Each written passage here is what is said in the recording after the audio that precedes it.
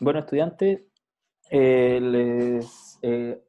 vamos a esta clase, vamos a continuar con la, con la clase pasada sobre identidad. Creo que era necesario darle una vuelta mayor al concepto de identidad, porque es un concepto que es central para la antropología y que sentí que era más importante desarrollar mejor el concepto y repasarlo en esta clase que continuar con un nuevo contenido.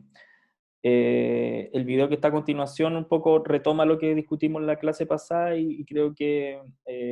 especifica mejor y da mejores explicaciones acerca del concepto de identidad. Además de esto, les recomiendo, bueno, agregué un texto de una autora que se llama Apta Bra, que trabaja sobre la identidad y sobre otros conceptos asociados a la identidad. No es un texto que es obligatorio para la clase, es decir, no va a ser tomado en prueba ni nada de eso, pero para el que quiera leerlo voy a dejar las indicaciones de un par de capítulos que pueden ser de interés para comprender mucho mejor el concepto de identidad. Lo voy a subir también a la semana del día de hoy. Voy a hacer una modificación ahí en la semana y todo lo que íbamos a ver esta semana lo vamos a dejar para la última semana. Y esto también va a implicar un cambio en la prueba, donde el último contenido asociado a antropología y política va a quedar fuera y nos vamos a concentrar en lo que ya pasamos, en identidad con estas dos clases y con la clase de la próxima semana que también de alguna forma es una consecuencia de esta clase que tiene relación con la relación entre culturas, donde vamos a ver desde aculturación hasta interculturalidad y multiculturalismo. Son conceptos que en la actualidad tienen bastante uso y que vale la pena también ahondar un poco en ellos. Así que eso bueno, a continuación va a estar la explicación y espero que nos podamos ver la próxima semana. Un saludo. Bueno, estudiante, quería continuar un poco con la clase de la semana anterior. Eh, y la idea es que podamos desarrollar un poco más el concepto de identidad, retomar un poco de donde quedamos la última clase e intentar desarrollar, como les digo, un poco más el concepto de identidad, porque creo que es uno de los conceptos, así como el de alteridad, que se constituyen y que son centrales para el pensamiento antropológico. Entonces creo que es necesario darle una mayor vuelta al concepto. En ese sentido, como yo les mencionaba en la clase anterior, el concepto de alteridad, que como vimos en la primera unidad, es básico para entender, por una parte, el origen del pensamiento antropológico, ya sea desde el evolucionismo o desde otra corriente de pensamiento, y es también el núcleo central de la pregunta antropológica, y el concepto de alteridad, que es la pregunta, esencialmente la pregunta por el otro, tiene bajo este enfoque, en el fondo, hay una cuestión esencial también que tiene que ver con cómo nos posicionamos nosotros como observadores, pero también como miembros de un colectivo humano, de un colectivo social. Nos posicionamos frente al otro y eso tiene que ver con un ejercicio donde emerge este concepto que trabajamos en la última clase, que es el concepto de identidad. Ese ejercicio está asociado a una idea que lo podríamos denominar una idea de espejo, en el cual la alteridad, la pregunta por el otro, se constituye sobre la base también de la pregunta por nosotros. Ese espejo, en el fondo, es el núcleo central de lo que podríamos denominar la relación entre identidad y alteridad. Es la relación de la diferencia y cómo se establece la diferencia en un contexto de relación. Y por lo tanto, para entender identidad y alteridad como un conjunto que está operando o como un conjunto de conceptos que operan al mismo tiempo en la sociedad, Es importante comprender de que este concepto funciona y opera en la sociedad sobre la base de relaciones sociales o sobre la base de una relación. Es imposible entender alteridad, eh, la pregunta por el otro, y la pregunta por la identidad, quién soy yo, cómo me identifico, a qué grupo pertenezco, pero al mismo tiempo es cómo este grupo, este colectivo se identifica, construye pertenencia. Si no lo entendemos sobre la base de que ambos dos conceptos o esa relación se constituye sobre la base de una relación para la conformación de la diferencia o para la constitución de la diferencia. Por eso yo les mencionaba que anteriormente, en la clase pasada, que parte esencial de la constitución de la identidad dice relación con cómo nos diferenciamos de otro, cómo excluimos y construimos fronteras entre lo que nosotros denominamos nosotros, lo que nos caracteriza como grupo, que puede ser un origen común, un conjunto de cualidades, eh, que termina por generar una frontera, podría ser una frontera imaginaria, imaginaria no en el sentido de algo no real, sino que más bien en el sentido de una, de una construcción intersubjetiva que se construye en el mundo, en el marco del discurso, de los discursos sociales y en el marco nuestras relaciones subjetivas como sujetos que vivimos en una sociedad. Entonces, en ese contexto, lo que vamos haciendo es construyendo fronteras y esa frontera lo que va haciendo, por su parte, es delimitando un conjunto de cualidades, de características que permiten identificar al grupo, pero al mismo tiempo diferenciarlo de otros grupos que están en la sociedad. Y un poco el texto de Stuart Hall, que revisamos en la clase pasada, nos comienza a colocar en este contexto o en este punto, comienza a colocar estos puntos claves que son esenciales para entender cómo se construye la identidad en la sociedad contemporánea y cómo hay un tránsito desde una versión mucho más esencialista de la identidad, asociada, por ejemplo, a un origen común, a un origen ancestral, a un conjunto de cualidades de pertenencia, y mucho más orientada a una construcción de la identidad en términos de procesos de relaciones sociales que marcan la diferencia y que van conformando la diferencia en el proceso de identificación. Y por lo tanto la identidad es vista o transita desde este enfoque más esencial a un enfoque mucho más procesual, donde la idea de la relación entre nosotros y otros se torna esencial. Si antes el concepto de identidad, este concepto más esencialista, estaba asociado como les digo, a un origen común, a un origen étnico, por ejemplo, a un origen ancestral, eh, a un origen de linaje, por ejemplo, eh, de parentesco. En la actualidad lo que podemos ver es que eso, la conformación de la identidad tiene una circulación y una movilidad que sobrepasa muchas veces en la concepción de la identidad o de las identidades colectivas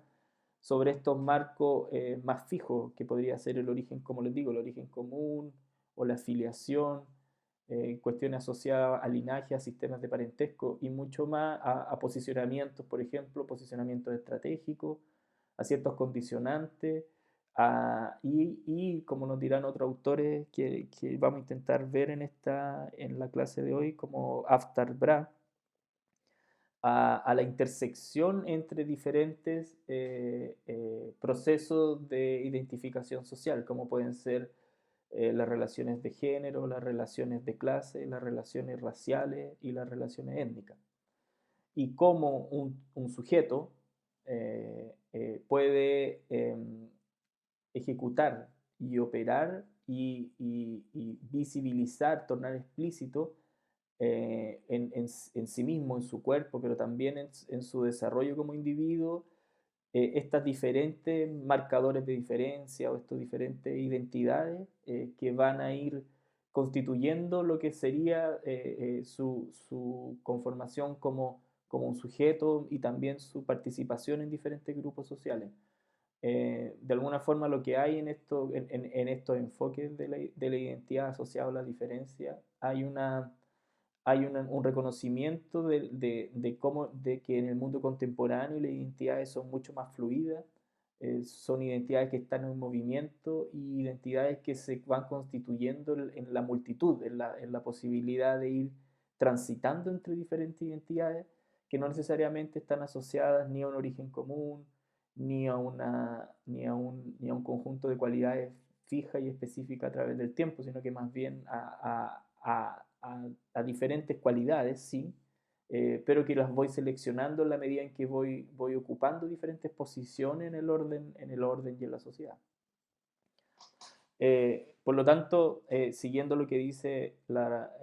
diapositiva que ustedes tienen aquí al frente, podemos ver que hay una relación importante entre identidad y política, o entre identidad y orden social, o finalmente entre identidad y poder. Y es lo que dice Stuart Hall, citando por ejemplo a Baba. De modo que las unidades proclamadas por las identidades se construyen en realidad dentro del juego del poder y la exclusión, y son el resultado no de una totalidad natural e inevitable o primordial, sino del proceso naturalizado y sobredeterminado de cierre. Cierre, como les decía, en el sentido de ir construyendo fronteras, que son cuestiones interesantes para el mundo de hoy, donde, por ejemplo, el surgimiento de los populismos de derecha, más conservadores, ejemplificados, por ejemplo, muy bien en el caso del Donald Trump en Estados Unidos, donde se apela políticamente y en términos de relaciones de poder a una identidad racializada muy específica, que es el hombre blanco americano. Y uno puede ver cómo ese hombre blanco americano o apela a un conjunto de cualidades asociadas a un origen común, que es como el colono americano blanco, anglo, que colonizó América y que dio como origen a esta supuesta unidad racial norteamericana. Y oscurece o apaga la multitud de otras identidades latinas y la multitud también dentro de latinas, negras, asiáticas, que también constituyen ese país o esa identidad, y que en el fondo, en términos políticos, intentan por una parte racializar una nación y oscurecer otra. Entonces, lo que uno puede ver en los procesos en las disputas y en la relación entre identidad y poder, precisamente una construcción de fronteras. Por eso la cuestión de la identidad, en muchos casos, es un concepto peligroso, sospechoso, que como antropólogos debemos mirarlo con cuidado, en el sentido de que, claro, identidad en muchos casos con comunidades que se sienten marginalizadas y se sienten excluidas dentro de un orden social. La revalorización o valorización de la identidad tiene un efecto político deseado, en el sentido de que forma parte del posicionamiento estratégico que identidades marginalizadas, para ser reconocidas, para tener acceso a derechos, son importantes de reconocerlas, valorizarlas, pero al mismo tiempo no hay que olvidar que en ese proceso de revalorización o de reconocimiento de derechos existe también un proceso de cierre y de construcción de fronteras que va excluyendo en el fondo, que también va marginalizando. Y ahí hay una cuestión interesante de observar, en ese sentido, más bien como analistas de los procesos sociales, observar cómo se va dando ese proceso de afirmación, de autoafirmación y de reconocimiento de la identidad, y cómo ese reconocimiento está asociado a ciertos derechos, y finalmente cómo esos derechos están asociados a una rearticulación del escenario político, de la política cultural, en algunos pueblos y en algunas naciones. Entonces, esta idea de entender la identidad, y es lo que importa, tener claridad en cuando como antropólogos nos enfrentamos al concepto de identidad, es por una parte tener conciencia de que la identidad en el escenario social, en el escenario sociocultural en que nos movemos, tiene una relevancia importante en términos de la autodefinición, el posicionamiento de ciertos grupos sociales en el sistema intersubjetivo, discursivo, que domina el quiénes somos y quiénes no somos. Eh, y en ese sentido, nuevamente, repito, la identidad ha transitado desde una versión que podríamos denominar una versión esencialista de la identidad asociada, como les digo nuevamente, a un conjunto de cualidades o orígenes comunes, filiaciones, linajes, fijas y inmóviles en el tiempo, eh, y que fue como gran parte de lo que dominó la forma de entender la identidad durante mucho tiempo y que permanece en los escenarios políticos y sociales actuales, ver el caso de Trump y de otros representantes de la derecha conservadora en la actualidad, y de cómo se utiliza concepto de identidad racializada, por ejemplo, eh, y se lo coloca en una relación de dominación y hegemonía frente a otros pueblos. Y cómo esa conceptualización de la identidad transitó para una identidad mucho más procesual, entendida en términos más bien de, eh, del establecimiento de diferencias entre un nosotros colectivo que sí se agrega en torno de una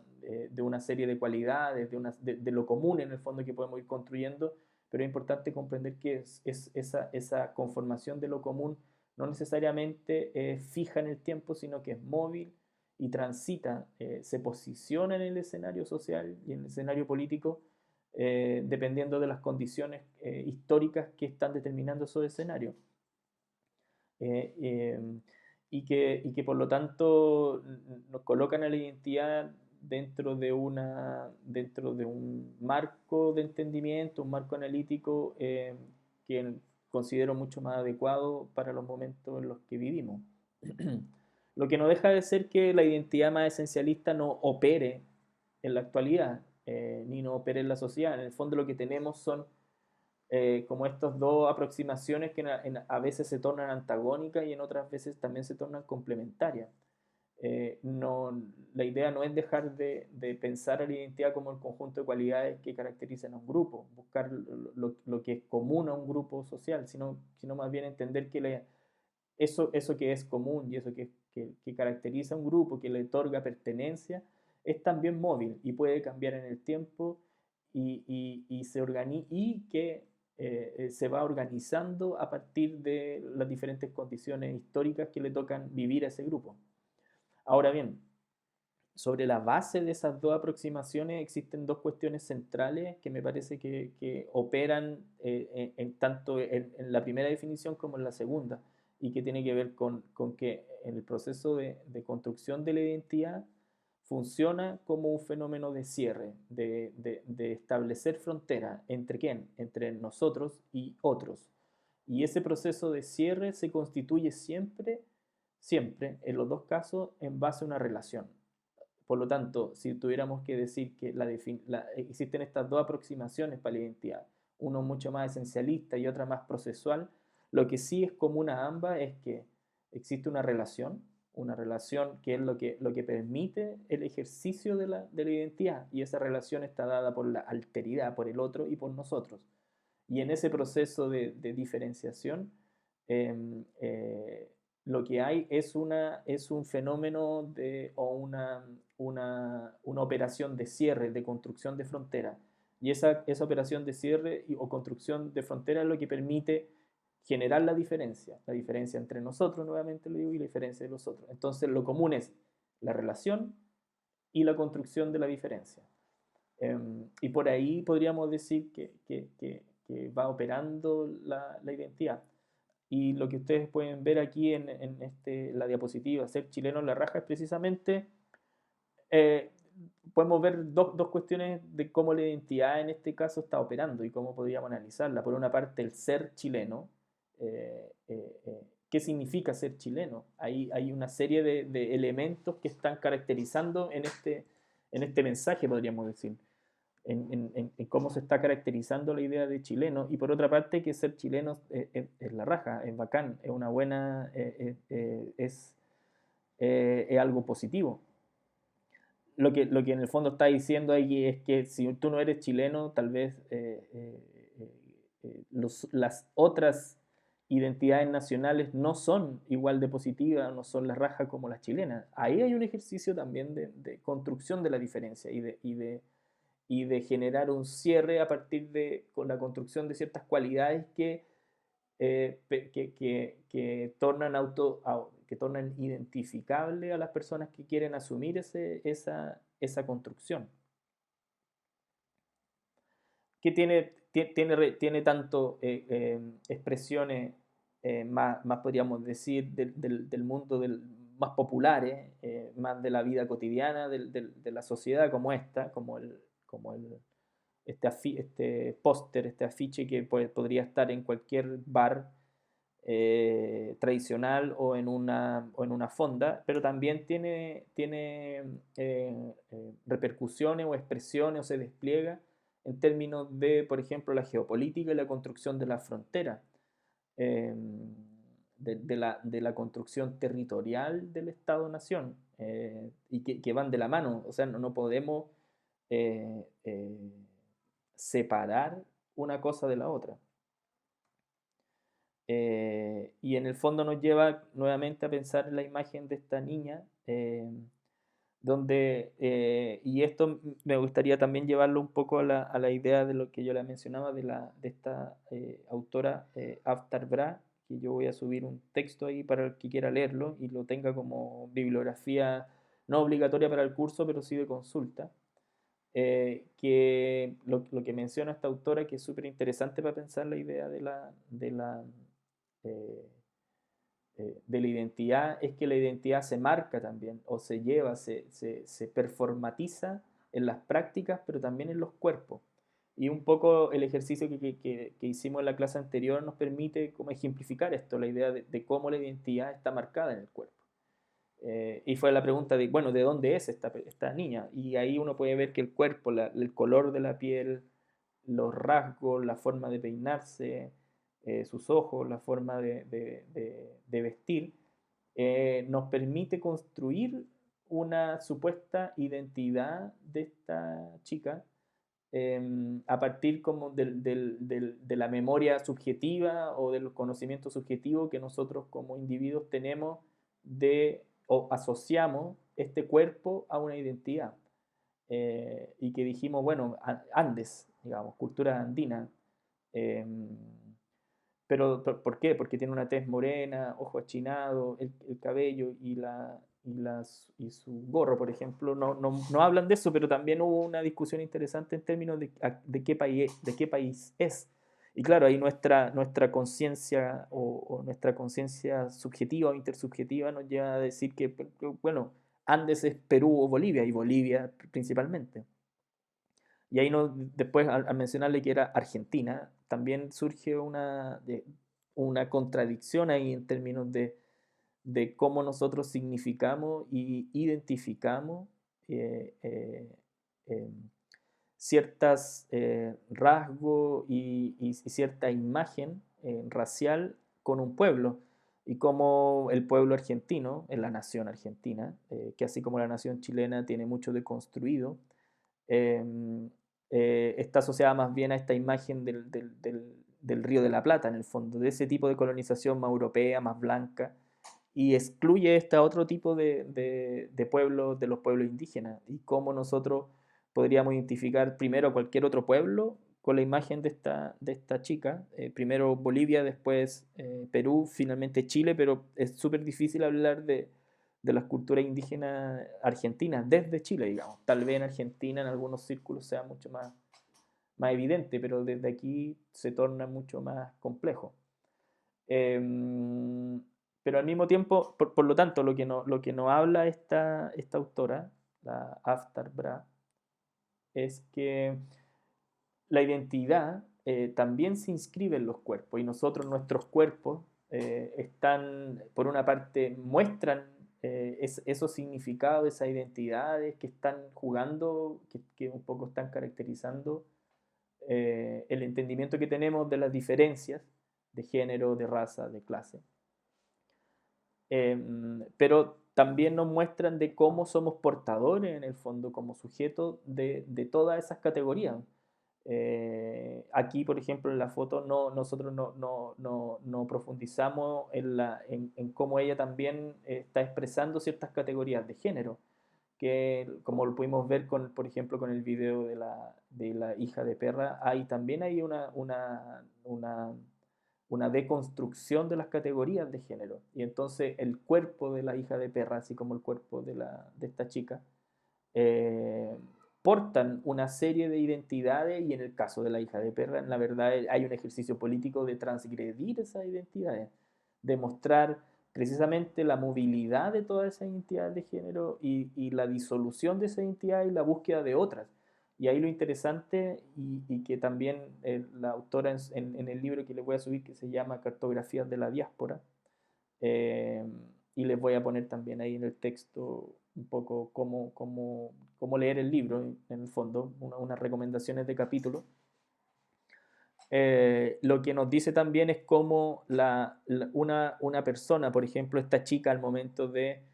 salir de su lugar de origen y empezar a habitar en otro espacio, esas identidades van cambiando y que un poco nos pasa a todos cuando salimos de nuestra ciudad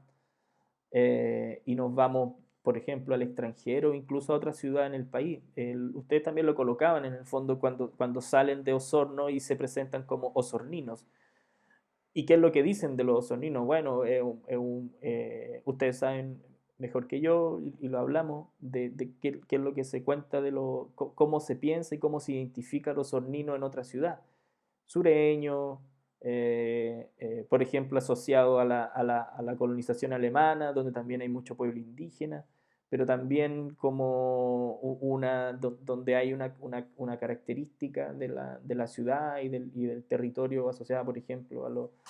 a la industria lechera, a toda la magia del sur, como dice Colún. Pero ¿qué pasa cuando eso puede ser como un osornino en la capital, en la metrópoli, en Santiago, o en el norte, en cualquier ciudad que desconozca un poco cómo se da la vida en Osorno? Pero ¿qué pasa cuando nos salimos de aquí y nos vamos a otro país? Incluso un país occidental que pueda conocer, ya yo dejo de ser osornino y me transformo en chileno. E incluso hay lugares donde uno deja de ser chileno y se transforma en latino. Y ahí uno va cambiando, va cambiando su identidad, se va alterando en la medida en que yo comienzo a representar a representar y mi cuerpo, mi aspecto y mis prácticas comienzan a incorporarse en el universo de identidades al lugar al que llego. Y ahí tal vez mi identidad deja de ser esta identidad fija asociada, por ejemplo, al hecho de ser osornino y me transformo en un latino de piel oscura. Y si voy a un país, por ejemplo, que no es del mundo occidental, al mundo asiático, tal vez ya dejo incluso de ser latino y me transformo en un americano, no americano gringo, sino que alguien de las Américas o de Sudamérica, donde lo latino, por ejemplo, no tiene la misma condición que tendría lo latino en Estados Unidos. Y así sucesivamente. Y eso ocurre, por ejemplo, también con personas que han vivido en lugares diferentes, que tienen orígenes diferentes, donde, por ejemplo, personas que nacieron en un lugar, que vivieron, pero que después transitaron y se cambiaron de país, vivieron en otro y estudiaron en otro país. Y después llegan a trabajar en otro país, que eso sucede mucho en el mundo contemporáneo y global. En el fondo cuál es la identidad de esa persona. Y lo que hay en el fondo es que son todas esas identidades y todas esas identidades forman parte de la construcción de esta persona. Y el proceso de identificación va cambiando. Eso es un poco lo que nos muestra la autora en la introducción del libro, que ella es de la India, pero al mismo tiempo nació en África, o sea, nació, perdón,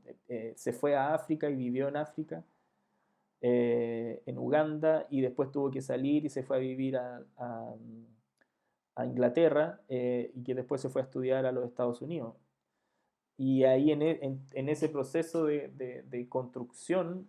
fue cambiando su identidad. En un momento era africana, en otro momento, en otro contexto era del sur de Asia, asiática, India. Y en otro momento se transformaba y cuando estaba como en el movimiento de la efervescencia de las feministas, las discusiones feministas, los 70, 60 en los Estados Unidos, era feminista,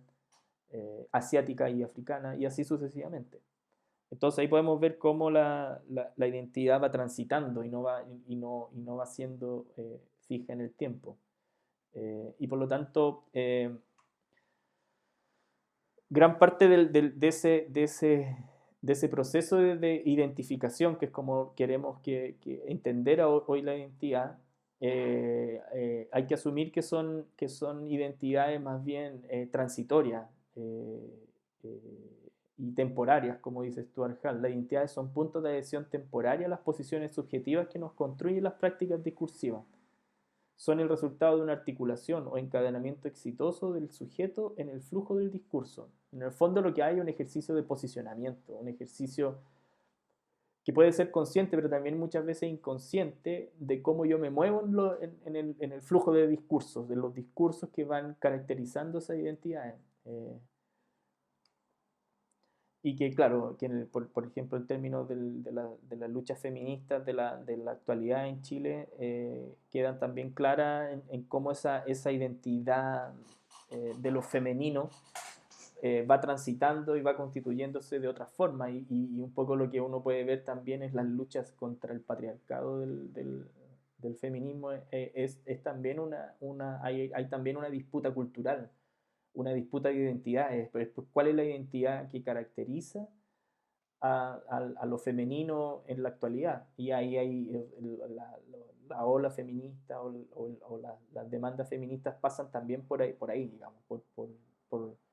por transgredir y por cambiar, por alterar la identidad tradicional de la mujer, de lo femenino, asociada a las mujeres. Por lo tanto, nuevamente llegando a la idea de cómo estudiar la identidad, lo interesante es entender entender los mecanismos mediante los cuales es así que deberíamos de alguna forma como antropólogos entender y estudiar los procesos de identificación, los procesos de construcción de identidad, entender los mecanismos por los cuales los individuos como sujetos se identifican con las posiciones en las cuales se los convoca y que indique cómo modelan, estilizan el término de performatizar, practicar este discurso que está identificándome como femenino, por ejemplo, o como latino, o como mapuche, o como sornino, o como franquino. Cómo se producen y cómo se actúan esas posiciones. Por ejemplo, qué significa ser feminista en la actualidad en Osorno, en Chile. No es lo mismo ser las disputas de lo femenino en Osorno que las disputas de lo femenino en Purranque o en Concepción o en Santiago. Cómo se actúa en esas posiciones, cómo yo transformo esos discursos en práctica. ¿Y por qué nunca lo hacen completamente, de una vez y para siempre, mientras que otros no lo hacen nunca o se embarcan en un proceso agonístico constante de lucha, resistencia, negociación y adaptación a las reglas normativas o reguladoras con las que se enfrentan, a través de las cuales se autorregulan? Eso es importante porque lo que hace Hija de Perra en el fondo es estar siempre en esta idea de la disidencia sexual, que al mismo tiempo es una disidencia de la identidad asociada a los géneros. Y hay ahí una disidencia, que es una disrupción y una disputa constante por transgredir, por mostrar la movilidad de esa identidad. Y por lo tanto en ese juego es donde uno puede ver cómo funciona la identidad, creando fronteras, creando unidades estableciendo lo común de ciertos grupos, pero a partir de ahí también observando cómo eso común termina por desagregarse en algunas ocasiones y transformarse en nuevas identidades. Que un poco en el video que lo invito a ver de este grupo hip hop mapuche, se pueden ver donde lo mapuche tradicional comienza a transformarse y no deja de ser, en el sentido no deja de representar lo que podría denominar como la mapuchicidad, como la chilenidad. Aquí hay también, en este video hay un ejercicio no de desagregación, pero sí de agregar nuevos contenidos a lo que podríamos denominar la mapuchicidad, y al mismo tiempo de colocar en contradicción ciertos elementos más bien asociados a una identidad más ancestral o una identidad más bien rural de lo que sería lo mapuche. Es súper interesante observar cómo se da esa, ese proceso donde tú tienes, por ejemplo, a la persona, a uno de los cantantes con un polerón, con un mensaje, más bien el polerón está ahí como ejemplificando, representando este flujo más transnacional del hip hop, y al mismo tiempo tiene al otro chico con una polera mapuche haciendo relevancia, o sea, mostrando la bandera. Y están los dos operando en el mismo contexto. A eso nos referimos cuando hay un proceso de construcción de identidad mucho más móvil, más procesual y en constante construcción y transformación.